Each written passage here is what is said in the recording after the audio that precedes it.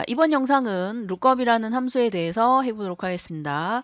자, 지금 vlookup이라고 되어 있는 부분에 보시면 왼쪽에 나와 있는 이름, 자, 요 이름이 이름이라고 되어 있는 게 H의 3, 이 부분에 들어가 있습니다. 이 전체 범위 중에서 라고 되어 있는 부분은 이름, 내가 찾고자 하는 것이 들어가 있는 열부터 범위를 잡아야 됩니다. 그래서 이렇게 범위를 잡았고요.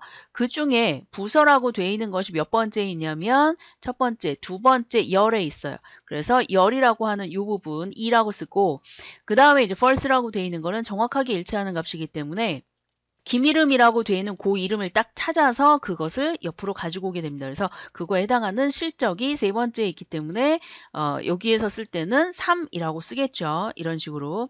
자, 그런데 번호라고 되어 있는 거는 vlookup으로 이용해서 가지고 올 수가 없어요. 왜냐하면 입력된 데이터 자체가 우리가 검색하고자 하는 이름의 왼쪽에 들어가 있기 때문에 자, 그래서 여기다가는 어떤 것을 또 쓸 수 있냐면 equal lookup이라고 되어 있는 걸 사용을 합니다. lookup. 자, lookup이라고 되어 있는 걸 쓰고 가로를 열고 이렇게 하셔도 되고 아니면 lookup을 썼더니 지금 3개가 나와 있죠. lookup이라고 되어 있는 데서 탭키를 누르게 되면 가로까지 다 들어갑니다. 자, 위쪽을 클릭하시게 되면 쓸 수 있는 것이 3가지가 나오는데요. 자, 지금 처음에 나오는 게 lookup value예요. 이건 어떤 것을 찾겠느냐, 누구에 의한 것을 찾겠느냐 하는 건데 성명이라고 되어 있는 부분을 여기다 넣을 거예요. 그런데 지금 성명이라고 되어 있는 방금 전에 썼던 김이름이라고 되어 있는 걸 찍을 수가 없죠. 그래서 아래 걸 찍고 화살표, 키보드에 있는 화살표로 위로 올라갑니다. 그럼 H에 3이 들어가겠죠.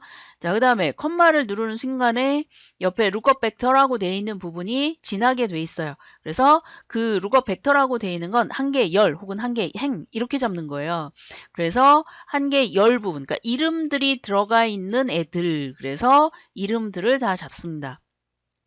자, 이렇게 돼 있고 컴마 그 다음엔 result 벡터라고 돼 있는데 그 내가 찾고자 하는 이름이 요 이름들 중에 있느냐 그러면 실제 뭘 나오게 할 것인가 하는 거예요. 뭘 나오게 할 거죠? 그죠? 연번을 나오게 할 거죠. 그래서 연번이라고 되어 있는 걸 이 범위를 지정을 합니다. 그러면 지금 나와 있는 이 범위와 이 범위의 개수가 똑같아야 돼요. 이거는 가지고 오는 그 원리가 어떻게 되냐면 자, 성명을 찾아서 만약에 김이름이라는 걸 찾았어요.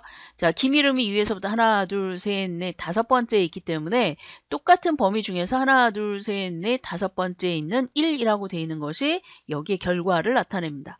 자, 그래서 가로를 닫고 엔터를 치게 되는데 만약에 여러분이 엔터 안 쳐도 답이 나오지 않나요? 라고 하는데 그 엔터를 쓰는 습관을 안 들이면 나중에 함수를 중첩해서 쓸 때 헷갈려서 자꾸 틀려요. 그러니까 이렇게 가로를 쓰고 엔터를 치는 습관을 드립니다. 자, 그래서 1이라는 결과가 나왔습니다. 자, 이렇게 해서 결과가 나왔는데 이게 도대체 설명은 들었는데 어떻게 되는지 좀 더 자세한 설명을 다시 보고 싶다라고 한다면 얘를 클릭하고 위쪽에 보시면 fx라고 돼 있는 함수 마법사라는 게 있어요. 그래서 얘를 선택을 하게 되면 인수 선택이라고 나와 있죠. 첫 번째 거 선택하고 확인을 누르게 되면 자, 이 부분이 이렇게 들어갑니다. 그래서 지금 나와 있는 H의 3 그랬으니까 6이가 돼 있죠. 그 다음 lookup 벡터라고 돼 있는 건 요것들이 들어가 있는 그 열 혹은 행. 그래서 우리는 열 부분으로 돼 있기 때문에 한 개의 벡터, 그러니까 한 개의 열로 잡아야 돼요. 범위를 행열로 잡는 게 아니라 어레이로 잡는 게 아니라 자, 그 다음에 지금 나와 있는 게 우리가 실제 이 부분에 나오게 할 값 이라고 되어 있는 부분이 연번이라는 부분이잖아요. 그래서 연번이라고 되어 있는 부분에 A의 2, 데이터부터 데이터 끝까지 해서 범위를 잡아줍니다.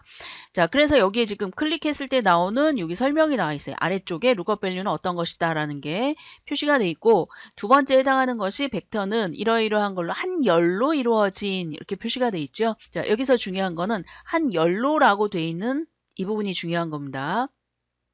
자, 그 다음에 이번엔 세 번째 여기는 result 벡터잖아요. 그러니까 실제 결과가 나올 거. 그래서 행이나 열로 만들어진 범위. 그래서 얘는 반드시 뭐라고 돼 있나요? lookup 벡터와 결과가 크기가 같아야 됩니다. 라고 표시가 돼 있어요. 그러니까 얘하고 얘는 개수가 같아야 된다는 얘기. 그래서 강성명이라는 이름이 있다 그러면 6이라는 결과가 나오는 이런 형태가 됩니다.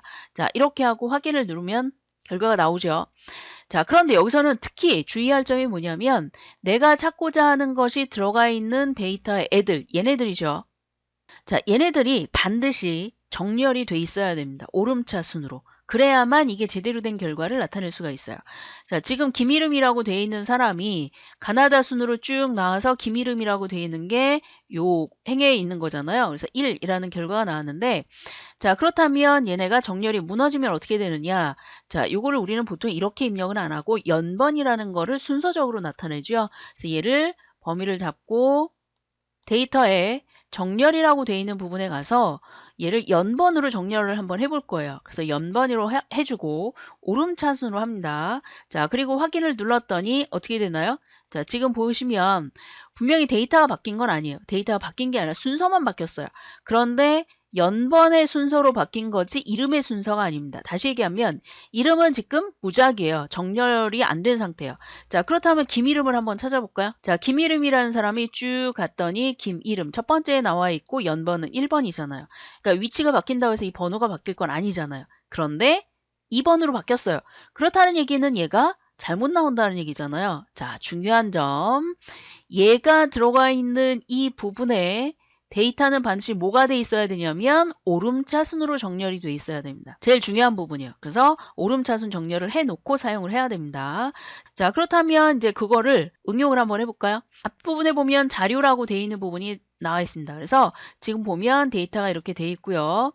그렇게 들어가 있는 데이터를 조회라는 부분에서 가지고 올 거예요. 자, 실제 한조상이라고 돼 있는 사람에 해당하는 부서를 찾아보면 한조상이라고 돼 있는 거는 아래쪽에 쭉 내려가 보면 9번이면서 영어부면서 74 이렇게 나와 있죠. 자, 그것에 해당하는 것이 영어부면서 74 이렇게 표시가 돼 있습니다. 자, 이렇게 표시가 돼 있을 때 여기 지금 연번이라고 돼 있는 부분이 나와야 되니까 얘는 자료를 잘 봤더니 이름의 왼쪽에 연번이 있어요.